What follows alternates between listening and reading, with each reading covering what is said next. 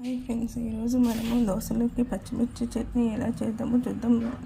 మీకు కావాల్సిన ingredients chilli, onion and tomato.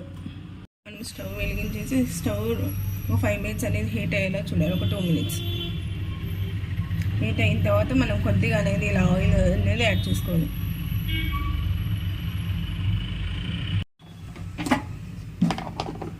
తర్వాత ఒక 5 minutes అనేది మూత మూసి ఇలానే సిమ్లో అనేది పెట్టుకోవాలి. ఇప్పుడు ఒక మిక్సీ తీసుకొని ఆ మిక్సీలోకి పల్లీలు అనేది యాడ్ చేసుకోవాలి.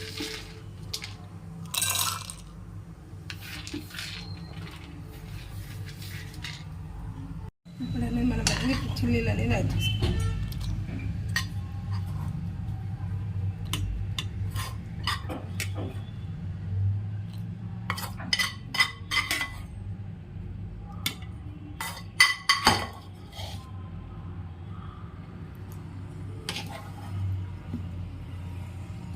ఇప్పుడు అనేది సాల్ట్ అనేది యాడ్ చేసుకోవాలి.